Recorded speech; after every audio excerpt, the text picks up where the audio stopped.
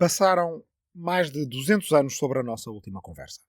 Estamos agora no dia 4 de abril de 1571, uma quarta-feira, no antigo calendário juliano de que Portugal então se servia. Temos perante nós Damião de Góis, um homem de 69 anos, guarda-mor na Torre do Tombo, historiador do reino e autor da crónica do felicíssimo rei Dom Manuel. Damião de Góis vive entre Alenquer, a sua terra natal, e Lisboa, a capital do reino. Hoje está em Lisboa. Vieram os homens prendê-lo. São esses homens comandados pelo corregedor do crime, Diogo da Fonseca. Depois de levarem Damião de Góis, rapidamente o entregam a Gregório Veloso, alcaide do cárcere de Lisboa. Provavelmente o mesmo cárcere de que ele próprio, Damião de Góis, escrevera anos antes na crónica del rei Dom Manuel. Cadeia do Limoeiro, obra muito magnífica e sumptuosa, onde dantes fora a Casa da Moeda. É, pois, provavelmente ali, na prisão do Limoeiro, entre Alfama e a Sé, que Damião passa a noite. No dia seguinte, é apresentado à Inquisição de Lisboa e aí é-lhe aberto um processo. Hoje, esse processo encontra-se na Torre do Tombo, instituição de que ele fora guarda-mor até estes mesmos dias de abril de 1571, há exatamente 449 anos, em que a Inquisição veio para o prender. Nesse processo está escrito: e lhe foi dito por eles, senhores inquisidores, que o estilo do Santo Ofício não é dizerem-se culpas a nenhuma pessoa, mas que lhe faziam saber que primeiro que se prenda nenhuma pessoa, se bem examinam suas culpas, e depois de bem vistas e examinadas, se manda prender. E o mesmo se fez no seu caso. Ou seja, a primeira coisa que é preciso saber quando alguém é apresentado aos inquisidores do Santo Ofício é que as suas acusações não lhe são lidas. O preso não sabe porque está preso. O que é logo dito a Damião de Góis, segundo a rotina habitual, aquilo a que os inquisidores chamam o estilo do Santo Ofício, é que se ele está preso é porque ele tem culpas. Por outro lado, essas culpas não lhe serão comunicadas porque é a ele que lhe compete fazer um exame de consciência para saber que culpas são essas, para assim as poder declarar aos inquisidores e para assim poder iniciar o processo de um verdadeiro arrependimento.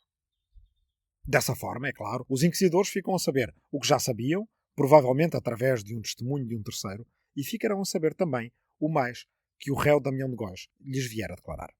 Ora, Damião esforça-se por procurar na sua memória o que poderia satisfazer aos inquisidores. Para o fazer, tem de recuar 40 anos, até 1531, um tempo em que ele era um jovem homem de 29 anos. Um tempo antes de haver Inquisição e, portanto, antes de estarem codificadas as culpas porque ele estaria, talvez, a ser interrogado e porque viria a ser julgado. Nessa altura, Damião fora mandado por rei Dom João III à Dinamarca. E na cidade de Lübeck, uma das mais importantes da Liga Hanseática, uma cidade que hoje é alemã, conheceu um luterano chamado João Pomerano. E jantou e conversou com ele. E agora, 40 anos depois, comunica este facto aos inquisidores, imaginando que talvez, neste tipo de coisas, eles estivessem interessados. Depois viajou para a Polónia, também em missão de negócios reais, a caminho de Poznan, e passou por Wittenberg, onde conheceu Martinho Lutero e o seu número 2, Filipe Melanchthon. Com eles, com ambos, jantou e conversou também. E agora, 40 anos depois, acha que o deve dizer aos inquisidores. Não vá ser nisto que eles estejam interessados. A partir daí, foi para Danzig fazer a carga que El-Rei lhe mandava e regressou à feitoria de Antuérpia, à embaixada comercial que Portugal mantinha já há muito tempo na Flandres. Lembrou-se também de dizer aos inquisidores que, entre outros letrados e intelectuais europeus importantes, vira uma vez em Basileia, na Suíça, Sebastian Münster, o extraordinário cartógrafo e cosmógrafo alemão, que era também luterano, mas que Damião de Góis não chegou sequer a reconhecer à porta da livraria que ambos visitaram. Lembra-se de dizer ainda aos inquisidores que ele, Damião de Góis, visitou também Erasmo de Roterdão e que, como os inquisidores devem saber, Erasmo viveu sempre e morreu católico. Diz Damião de Góis que nessas visitas a Erasmo praticaram coisas de humanidade, ou seja, falaram de assuntos humanos. No fim desta primeira sessão, a Inquisição sabia que Damião de Góis conhecera protestantes numa altura em que a Contra-Reforma Católica ainda não se tinha sequer verdadeiramente iniciado. Damião de Góis, por outro lado, não parece ter imaginado que se pudesse pôr sequer em causa que ele próprio não se tivesse mantido sempre católico. Os inquisidores não ficaram satisfeitos. Disseram a Damião de Góis que examinasse mais a sua consciência e que imaginasse que outras culpas poderia ter. Damião de Góis passou mais uma noite na prisão. No dia seguinte, voltou para ser interrogado na Casa das Perguntas, como se referem os documentos à sala de interrogatório da Inquisição de Lisboa. Aí é Damião de Góis que começa por pedir que fique em ata que ele nunca creu, ou seja, acreditou, em nenhum dos erros luteranos, posto que praticasse, ou seja, conversasse com esses hereges, e que ele, Damião de Góis, sempre foi muito bom e católico cristão e que o é ainda. Agora são os inquisidores que começam a ser mais precisos nas perguntas. Interrogam Damião de Góis sobre pontos de fé e doutrina específicos. Querem saber o que ele acha das indulgências, o que ele pensa sobre o Papa, o que ele pensa sobre os santos, o que ele acha do purgatório, o que ele acha da confissão católica. Damião vai sempre dando as respostas mais conformes à interpretação católica, mas não convence os inquisidores. Na última pergunta que lhe fazem, estes querem saber se ele alguma vez falou destes assuntos com alguém, e parece ficar claro que estão em posse de declarações de alguém, de um outro terceiro, que lhes tivesse relatado frases e opiniões de Damião de Góis que não condizem com o que Damião de Góis está agora a dizer. Mas quem poderia ser essa pessoa? Passou o sábado e o domingo e Damião de Góis de novo no cárcere, provavelmente perguntando-se isso mesmo. Na segunda-feira, 9 de abril, regressa à Casa do Despacho da Santa Inquisição. Desta vez, as perguntas são mais específicas ainda e não têm nada a ver com as andanças intelectuais de Damião de Góis pela Europa. Desta vez, os inquisidores querem saber coisas sobre os seus hábitos alimentares. Em particular, se alguma vez ele tinha comido carne em alguns dias defesos, ou seja, proibidos pela Igreja. Damião responde que tinha, para tal, uma licença do Papa e que, por razões de saúde, o Papa lhe permitia comer assim carne, como ovos e toda a coisa de leite, mesmo em dias proibidos pela Igreja. Os inquisidores insistem com várias perguntas sobre o mesmo tema, que completaram com outras sobre o luteranismo e também com conversas que ele teria tido com terceiros. Mas quem? E admoestam-no porque consideram que ele não confessou ainda tudo e que esta era já a terceira sessão. E não o fazendo, seria necessário vir o promotor fiscal com libelo, ou seja, acusação contra ele.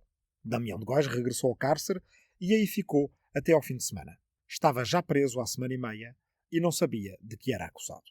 Finalmente, a 14 de abril de 1571, um sábado, Damião de Góis é transferido para a prisão dos Estaus, um antigo palácio-estalagem que antes servia para El Rei receber os seus convidados estrangeiros em Lisboa e que agora estava ao serviço da Inquisição, no topo norte da Praça do Rossio, onde hoje se encontra o Teatro Nacional de Dona Maria II. Era o mesmo edifício onde Damião fora já interrogado 3 vezes pelos inquisidores. E, de forma geral, toda a gente sabia perfeitamente o que ali funcionava nos tais estaus ou estalagem que hoje eram a sede da Inquisição em Lisboa. Damião de Góis também o sabia perfeitamente, até porque o escrevera na sua crónica del Rei Dom Manuel I. Assentou-se a Inquisição nos estaus e ali se fez cárcere para os culpados. Damião de Góis estava, portanto, perfeitamente consciente de que agora estava definitivamente nas mãos da Inquisição. E aí ficou durante quase 3 anos, até ao fim do seu processo. Só depois de muitos e muitos interrogatórios, ele conseguirá perceber quem, afinal, o denunciara à Inquisição. Foi Simão Rodrigues, um fundador dos jesuítas que esteve a estudar na Sorbonne, quando fundou com colegas espanhóis e franceses esta ordem religiosa, e que convivera com Damião de Góis uma temporada em Pádua, quando ambos estudaram nessa cidade italiana no meio da década de 1530. O que Damião de Góis ignorava é que as próprias queixas de Simão Rodrigues tinham já quase 30 anos, tendo sido apresentadas à Inquisição a partir de 1545, numa altura em que Damião acabara de regressar a Portugal com a sua mulher, a holandesa Johanna van Hargen, que às vezes é tratada pelas fontes portuguesas como Joana de Argem. E depois foram novamente reiteradas essas queixas de Simão Rodrigues, do tempo em que Simão e Damião eram apenas 2 estudantes portugueses, algures na Europa, convivendo na mesma casa ou nos mesmos quartos, como tantos antes e depois deles. Ora, essas queixas tinham sido reiteradas e Simão Rodrigues saíra, entretanto, de Portugal. Ou seja, a própria Inquisição tinha agora, para confirmar e reforçar um testemunho de Simão Rodrigues feito mais de 20 anos antes, de escrever à sua congénere em Toledo, porque Simão estava, entretanto, em Castela. Em 1545, Simão Rodrigues dissera que Damião de Góis pode fazer muito dano acerca das coisas da nossa fé católica, porque é homem avisado, ou seja, inteligente, e sabe, além do latim, alguma coisa de teologia, e sabe a fala francesa e italiana, e lhe parece, a ele, Simão, que Damião saberá também a língua flamenga e a alemã, porque andou muito tempo entre eles, os estrangeiros. 4 décadas e meio continente europeu separavam, portanto, as conversas que 2 estudantes portugueses tinham tido em Pádua destas sessões em que um Damião de Góis, em breve septuagenário, comparecia na Casa das Perguntas da Inquisição de Lisboa. Mas culturalmente é um mundo que separa estes 2 tempos. Do cosmopolitismo da utopia de Thomas More às acusações de que Damião de Góis teria dito que os alemães faziam coisas melhores do que os portugueses, e essas coisas eram tratar dos pobres. Ou das acusações de que Damião de Góis recebia em casa estrangeiros para cantarem coisas que não eram cantigas que cá costumam cantar-se, ou seja, canções flamengas que Damião de Góis tinha aprendido com a sua mulher. O plano teológico, comportamental e cultural misturam-se a cada passo neste processo, e a cada passo dão testemunho de um estreitar das mentalidades em relação à diferença e à autonomia individual em comparação com os primeiros anos da década de 1530. A fundação e desenvolvimento da Inquisição, chefiada por um inquisidor moro, o cardeal infante Dom Henrique, que tinha sido irmão de Dom João III, regente do reino, e que era agora tio-avô del rei Dom Sebastião, não é com certeza alheia a esse processo. O que Damião de Góis talvez ignorasse é que poderia ter sido preso logo em 1545 se o cardeal infante, que em breve virá a ser rei de Portugal, não tivesse mandado justapor à denúncia de Simão Rodrigues uma menção em latim, supersendum nunc esse. Por agora, não se faz nada contra Damião de Góis. Passou assim um quarto de século em que Damião de Góis ocupou cargos importantes no reino, tendo recebido diretamente do próprio cardeal infante Dom Henrique o convite para se tornar cronista do seu pai, el rei Dom Manuel I. Só agora, em 1571, já viúvo e velho, Damião de Góis sofrera as consequências dessas denúncias de 1550 e 1545, por sua vez, motivadas pelas conversas e andanças que ele tinha tido numa Europa muito diferente em 1530. Ao mesmo tempo, a Inquisição ia chamando outras testemunhas, vizinhos e conhecidos de Damião de Góis. Uma sobrinha dele e um marido dela e até uma filha de Damião. É daí que vêm os interrogatórios sobre comida. Alguém ouvira dizer que Briolanda, sobrinha de Damião de Góis, estando uma vez em casa dos seus tios, em Alenquer ou em Lisboa, comera carne de porco em dia santo. O que para ela era legítimo, por estar grávida, mas que Damião, e talvez também Joana de Argenha ou Van Hargen, a sua mulher, tinham também comido carne de porco, e depois regressado ao peixe, e que Damião teria dito: o que entra pela boca não suja a alma, ou, segundo outras testemunhas, o que entra no corpo não mete nojo, só o que sai. A filha de Damião de Góis tenta justificar os hábitos alimentares do pai, mencionando uma dispensa papal a que Damião também se tinha referido. Aparentemente com pouco efeito sobre as sucessivas acusações que os inquisidores vão produzindo ao longo de meses. Damião passou um ano nos cárceres da Inquisição. Ficou muito doente. E, como ele próprio diz aos inquisidores, não de uma só doença, senão de 3, que são vértigo, rins e sarna, como uma espécie de lepra. A 24 de julho de 1572, Damião apresenta estas queixas e pede clemência aos inquisidores, mas esses pedidos não surtem efeito, tal como não lhe é sequer atendido o pedido que faz aos inquisidores de que lhe deem um livro em latim para ler, porque, segundo ele diz, apodreço de ociosidade no cárcere. Damião de Góis junta testemunhas para contrariar a ideia de que ele era pouco misseiro, como tinham dito os seus acusadores. Demonstra que fez ofertas de obras de arte a igrejas e outros donativos à igreja em geral. O efeito não parece ser significativo. Damião de Góis acaba condenado à prisão perpétua, sem auto de fé e sem abjuração pública, visto, dizem os inquisidores, os inconvenientes que se consideravam da qualidade da pessoa do réu ser muito conhecido nos reinos estranhos ou estrangeiros, pervertidos pelos hereges, e que de tal coisa se poderiam gloriar. O que convém à limpeza e reputação deste reino nas coisas de fé, pensam os inquisidores, é ter Damião de Góis condenado em segredo. Damião fica, portanto, preso no Mosteiro da Batalha a partir do fim de 1572 e, passado um ano, em dezembro de 1573, já muito doente, é-lhe permitido regressar a Alenquer. Morre passadas poucas semanas, a 30 de janeiro de 1574, tendo sido encontrado deitado de bruços sobre os restos do fogo na sua lareira, já com o corpo meio calcinado, em circunstâncias que nunca foram exatamente esclarecidas. No século XX, um musicólogo e estudioso da obra de Damião de Góis, Mário de Sampaio Ribeiro, aventará a hipótese de assassinato, por haver uma marca de uma pancada no osso do crânio de Damião de Góis. No túmulo de Damião em Alenquer está o epitáfio que ele escreveu para si mesmo décadas antes. Diz esse epitáfio: ao maior e ótimo Deus, Damião de Góis, cavaleiro lusitano fui em tempos. Corri toda a Europa em negócios públicos. Sofri vários trabalhos de Marte. As musas, os príncipes e os varões doutos amaram-me com razão. Descanso neste túmulo em Alenquer, onde nasci, até que aquele dia do juízo final acorde estas cinzas.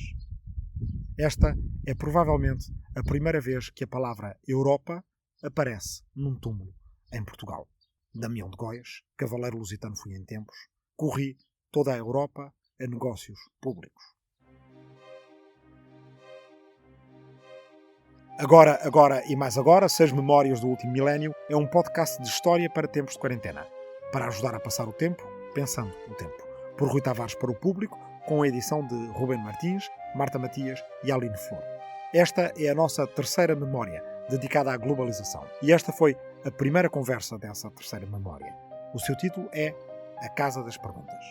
O texto deste episódio é o mesmo do volume dedicado a 1535, na coleção Portugal, uma retrospectiva, por mim dirigida para o Jornal Público e para a editora Tinta da China, com apoio da Fundação Francisco Manuel dos Santos. Agora e mais agora começou a ser escrito no outono de 2018, na Universidade de Brown, com base em 2 conferências para a Universidade de Colômbia, ambas nos Estados Unidos. Pelo meio, foi um ciclo de conferências no IFIL Nova, Instituto de Filosofia da Nova. Estava a ser terminado agora, na primavera de 2020, na Universidade do Massachusetts em Lowell, com acesso às bibliotecas de Harvard, graças a um apoio do Real Colégio Complutense de Madrid. Nessa altura, a pandemia da Covid-19, o fecho das fronteiras dos Estados Unidos e a declaração do estado de emergência em Portugal deixaram-me, a mim e à minha família, venturosamente presos nos Açores. Agradeço às Fundações Luso-Americana para o Desenvolvimento, SAB e Gulbenkian os apoios para estas estadias e atividades académicas. Agradeço ao Onésimo Teutónio Almeida, Pierre Carrel Billard, João Constâncio, Franco Souza, José Manuel Martínez Sierra, Anne Stinkelmans e António Castro Freire pelo acolhimento académico, e não só, e pela amizade. E agradeço a agentes do Arquipélago dos Açores o acolhimento dado a mim e à minha família nestes dias. A ilustração que podem encontrar no frontispício deste podcast, nos agregadores habituais, apresenta Alfarabi com a utopia de Thomas More na cabeça. Foi desenhada por Eduardo Viana. Agora e mais agora, vai dedicado a todos os que estão de quarentena por estas semanas, em particular a quem está na minha aldeia de Arrifana, no Ribatejo, os descendentes de quem criou a expressão que dá título a este podcast, como explicado no seu prólogo. Vai dedicado também a todos os profissionais de saúde que estão a dar tudo por tudo no combate a esta pandemia, esperando que um dia alguns deles possam vir a ouvir este podcast, que isto seja para eles um pequeno reconforto e para nós um sinal de grande gratidão.